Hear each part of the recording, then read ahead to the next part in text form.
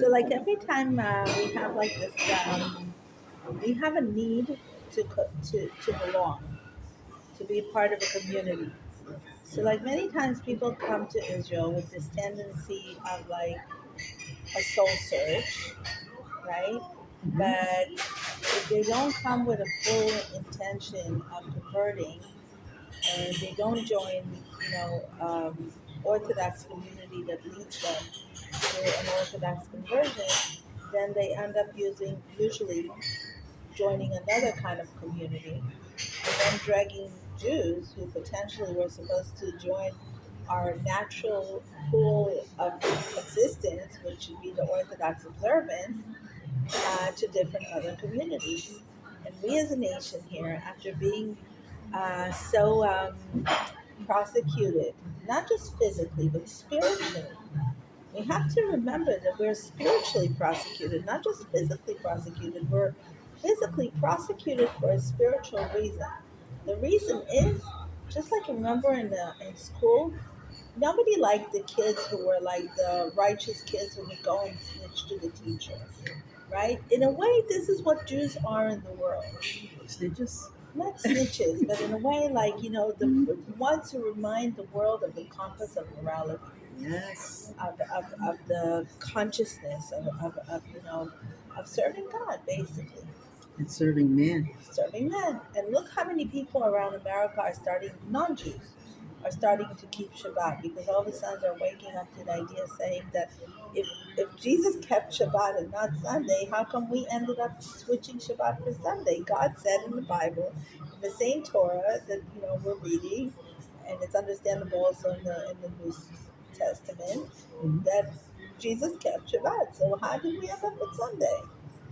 And because of the resurrection. Okay, but this is not what God said. And look how many people, non-Jews, are starting to keep kashrut because they realize that like I've watched this amazing show, Dafka in Russian. It was really really funny. It was a show that showed how um, people in Russia want to keep kashrut because they brought a doctor and they spoke of every kosher law from a medical perspective. Wow. Yeah. So it was very, very interesting why this animal is not healthy for you and why that Yeah. animal is not healthy for you and why it's so important to check your grains for bugs and your greens for bugs, etc., etc.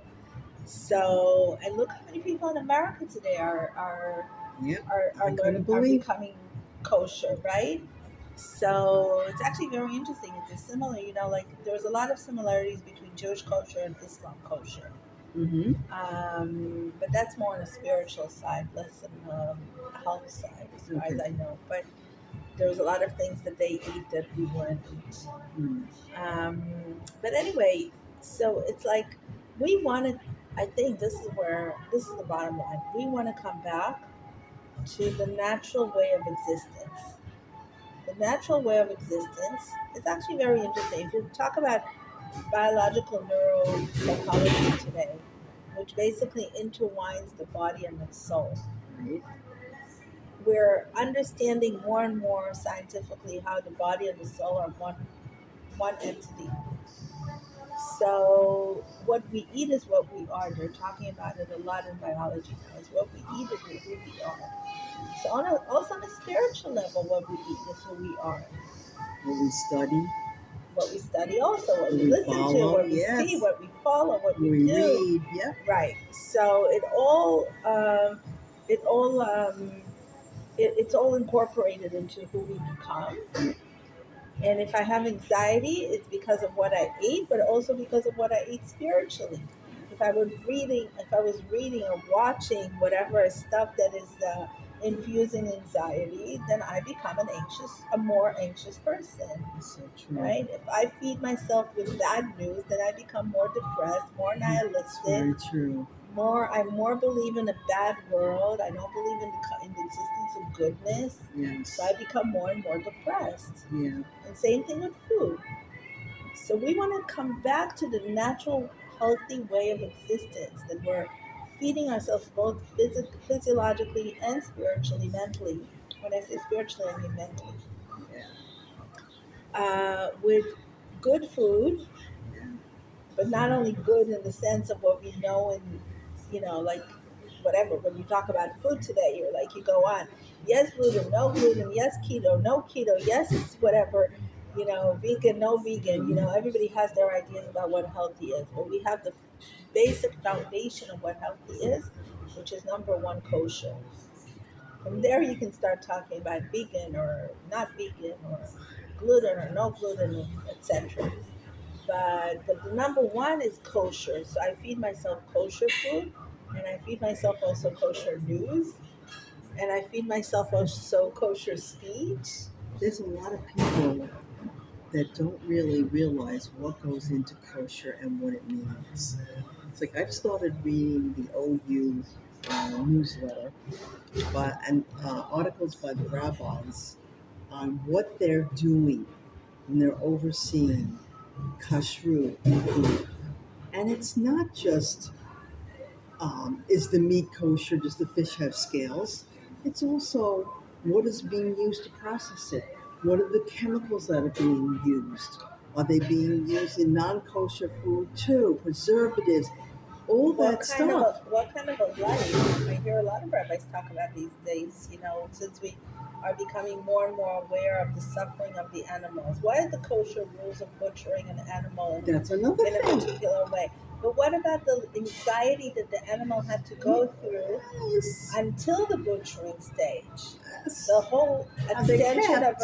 how they're kept, exactly, and what procedure they go through until then. We're not aware of that. We prefer to close our eyes on it and not be truthful with ourselves to think about what they're going through. Now, I'm guilty of that, I must admit. Like I'm still eating meat and fish. Yeah. And fish is, by the way, much better than meat because fish, first of all, don't have so much of a mind as probably. So the less mind you have, the less you understand what you're going through. Yes. So the less anxiety, the less pain, and the less we eat all that anxiety in the blood of the fish. Yes. The meat, on the other hand, have much more of a mind, Yeah. of a brain, of a mind. Brain and mind are not necessarily the same thing, but Yeah. but both brain and mind, and so we're eating much more of their anxiety, Yeah. and we're getting all that into ourselves with Yeah. their blood. Yeah. And their blood is then incorporated into our blood, which is, by the way, the same idea, which why we dry the blood out of the animals uh, before we eat it. We have so many laws about drying out the blood. So you're not just about when we're talking about when people are considering whether they're going to be kosher or not kosher, they're not really considering all the different aspects that go into it Right, and how it benefits them. right, right. Right. People think, like I was talking to someone today and they were saying, I have a separate shelf in my refrigerator for dairy and meat. And I'm like, no, that's not halacha. Like it's very nice that you thought about that, but that's not the halacha. We can't make up halachas about what's, like you don't have to have a double sink, and you don't have to have a separate shelf in your refrigerator. You have to make sure that one food doesn't spill over to the other. Yes, that you have to make sure, but there's no halacha about separating the shelves or having two refrigerators Yeah. or two freezers. Yeah. You have to use your common sense for that to make sure Yes. that the food doesn't spill into each other. Right. But what you do have to have is, and by the way, you have to have separate pots. Yeah. And But utensils. right, even though like why is it today that we have once upon a time they would have 12 or 24 hours in between, basically 24 hours in between they could use the same pot for meat and milk. So one day they would use it for milk, and the next day they would use it for meat, and in between they would have 24 hours. But today, thank God, everybody has two pots, right? So we don't do that way. We're like, we want to put a little extra. If I buy a million pots, I can do something for God but essentially for my spirit also. What is for God? For God is for my spirit. I don't just live in a physical world. I live in a spiritual world. I create spiritual fences to my world because I want to be more mindful. I want to be more mindful person. So I want to create all these rules or I want to obey all these rules to allow myself, I don't create rules, but I want to obey all these rules, to allow myself to be more mindful of something that is above me. It also gives me humility. It gives me humility to understand that I don't decide. It's very hard. We're control freaks. We're very much a world of control freaks, right? So imagine the humility that it gives you. Can't use that gun. Can't use that spoon now. Why? Because God said. Who's God? What is God? Why is God? I don't know. I don't know. But I allow myself. I prefer. I choose to live in a world that there's that godly entity that told me this yes and this no, and it makes me humble. It makes me smaller, right? I still have a whole variety of things that I have an autonomy over to say, this is how I choose to do it this way or that way. And then Hmm. there is some realm in my life where somebody out there, which I have no idea who it is and what it is, telling me this yes, that no, and I obey them. We also, I don't know, for me, I see a lot of this as help for us to fight our spiritual battle. If we don't need it, we don't need any more anxiety than we already have in our lives. So if I follow a particular way of eating and it gives me less anxiety, that's a positive. That's help. That's help for me. I see these all as tools, what I read and what I do. It's all tools to help me in my internal spiritual work. That's how I see it. So why make it more difficult than it already is? And also, we often don't even consider the possibility that maybe I'm anxious because of what I ate, or maybe I can't go to sleep because of what I ate or drank. Or watched, listened to, watched, Yes. right? Why don't I listen to a wise podcast, right? That allows me to think how to manifest or transfer my thoughts into positive ones. There's so many shows and games that are violent.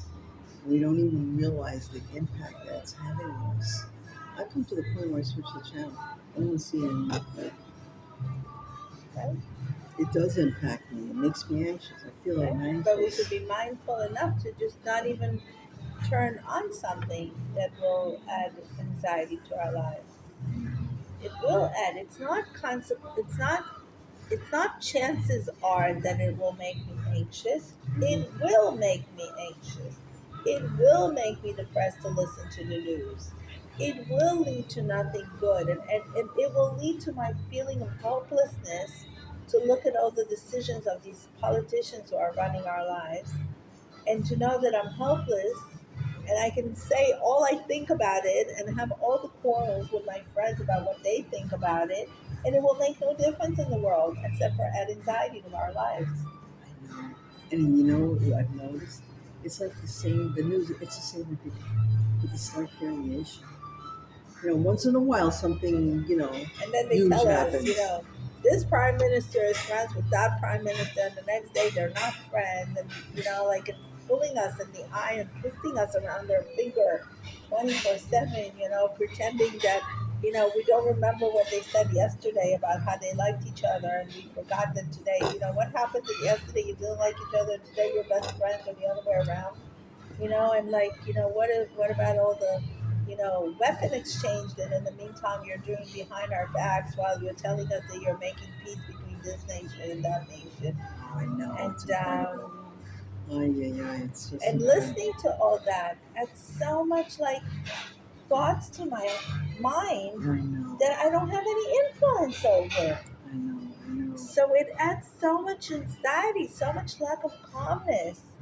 And if I listen to an interesting podcast that will make me a bit wiser, right? Or listen to some good music and meditate over it and pray on it, And with it, spark your soul. spark my soul, right? Or go to the beach, or Is even how talking politics never sparks your soul. Never. only puts walls between you and your friends, And makes also, you lose friends. what I noticed, like we had a political discussion today in class, right? Just made that connection. Then from there, we had that discussion over the break. right? Everybody probably got more anxious with each Instead other. of leaving there with a good vibe. If we probably would have been more relaxed if we had left it where we were discussing Pirkei Avot. If we would have left it there after saying Tehillim and then went into the next exchange, we probably wouldn't have been like, we would have been, whatever, Right. Ronnie will come back with it. Right. And Yeah, how many of those things happen daily? I didn't even think about it. Right. Right. Didn't even think about Right. it. You're right. Right. So this is what we want to be mindful of, the consumption of all those both physical and mental food that Yes, we're feeding ourselves with. definitely. Yeah. It's all about becoming more mindful. It really is. It's becoming about becoming more mindful. But I really wish that in some way that, keeping kosher and acquiring a clarity of mind and keeping Shabbos. It's like yesterday, because it was Shabbos, I read books instead of like looking at my phone. I had such moments of inspiration and understanding, that like I get this feeling that the soul Serenity. is processing things during the week that I never even it don't come to the surface because I'm so busy looking at this and doing that. So I wish people could understand how wonderful these things are in improving your life, your relationships with people, with yourself. The process that is happening in our minds in general through the whole transformation of social media, right? That today we know that we want the shots of the reels or the all those TikTok and reels and all these Shorts and shorts. We want them shorter, right? Because attention our span. because of our attention span, Yeah, right? But it used to be that we could watch a whole movie.